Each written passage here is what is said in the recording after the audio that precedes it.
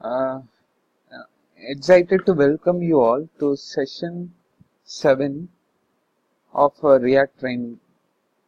This training we are going to try to move the employee component to a separate file, and we will have a look at props in React.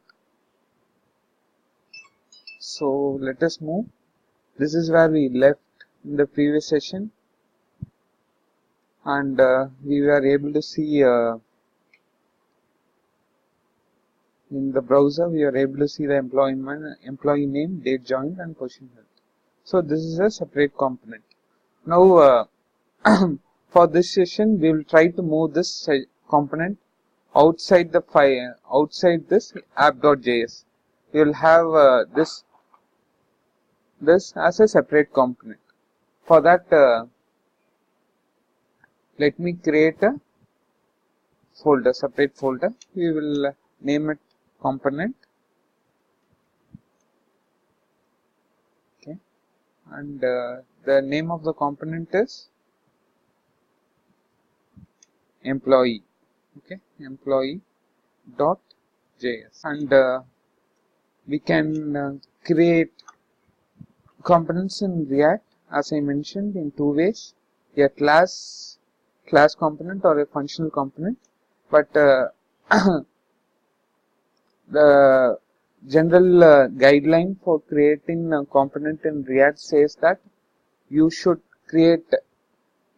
stick to creating functional components as much, and try to avoid class based component. So we will try to create a simple function component. So for that, I will name it employee, and it is a function component. So I will have it like this. In a function component, for returning the JSX, we generally do that. No need of a render method, just we return it. So we will just copy this here, and we will copy it to this function component. So another thing we need to do is we have to export this component so that it is available, so that it can be visible to the app.js. So I will just export this component, and I will import it from employees, the component employee.js. And we just need component. Generally we put it under this brackets, the greater than brackets. So I will put employee, that's it. So what is the issue we are getting here? So we have to just return this, that's it. So what we have done is we have created employee.js in a separate component, and we have exported and imported it in app.js, and we are using the component. So let me see in the command prompt whether I am getting any issues. So as I said in the earlier things, this is a JSX element which will be finally converted into JavaScript. So we need to import React from the React library. Okay. This is mandatory, else you will get issues. Okay. Since it gets converted and it is not able to find React, it is throwing errors. So now it is done. Let us see. Still we are not able to see anything here. So what is the issue? We will just go inside and see. Okay, we have done this.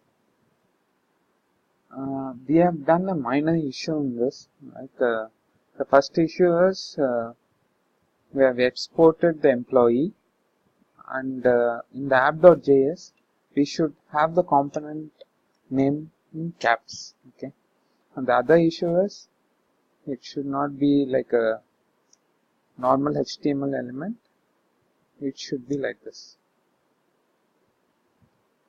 No need of quotes here. Okay. And we have to make sure that we we wrap it within this, because if it is a single element, it's fine without this, but when it goes through multiple lines, we have to wrap it with this brackets. Okay. So let us see now. Hope it is running fine, and we are able to see this employee name seen. So as we wanted, it is showing the values whatever we wanted it to display. We have the value directly in this component, but I don't want it this way. Okay, I want the value to be passed from the parent, that is from app.js. This is how it normally happens. From the parent has to pass the values to the component. So this is wrong actually. The component itself embedding the value.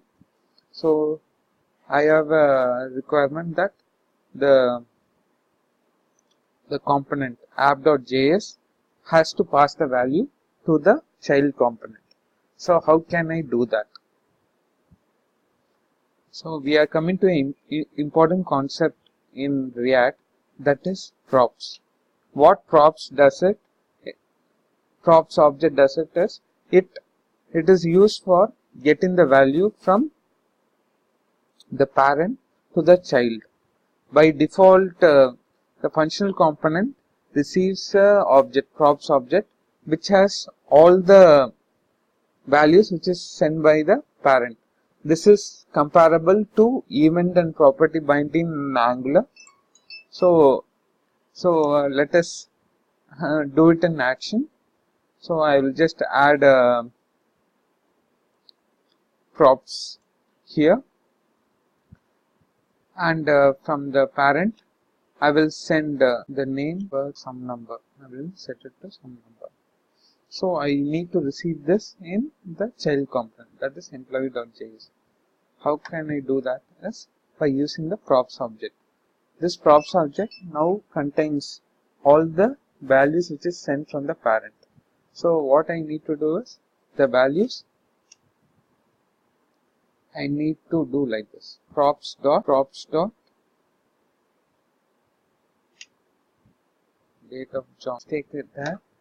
It should be not date of birth. So other thing, why we need to wrap it with this bracket is in JSX, whenever you want to use JavaScript, you need to use these brackets. Whenever you do anything, you need JavaScript to get those values, evaluate those values. You need to use these brackets. So that's it. So I have passed the values from app.js. I think it should be available in the employee component. Let us see. We are not seeing any failures here. And here, as you see, we are able to get the properties from the parent component to the employee component. Possible. Now the other way around. If I need to send some values, do some action, maybe if somebody clicks on this button and I want to do something on the parent side, it should be possible, right? So even props, we can use props for that. That is both ways. Okay, from app to employee you can send values, and from the employee component you will be able to handle the events from the employee component. So let us see how we can do that. Maybe in app.js I will add on click on this. Maybe in the, for understanding, I will have add a on click event handler for this. And in this case I will just want to make alert. Okay. whenever anybody presses on this component, I want to create an alert. So in the app.js, I need to write a parameter to receive the event. So whenever from the employee component, anyone clicks on the employee, you should be able to see a alert on this component. So I can write a function here, make alert, and I will, what we have done is from the employee we have created a event on click. So the one thing I missed is it is caps here on C. This is a camel case, okay, but in normal HTML case it will all be in a lower case, but in JSX we use it as a camel case. So whenever anyone press on click, we should pass the event to the parent. So this parent, we will call this alert. Let us see it in action.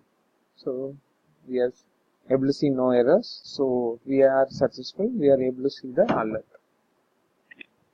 Thank you. We will see after a break. Thank you.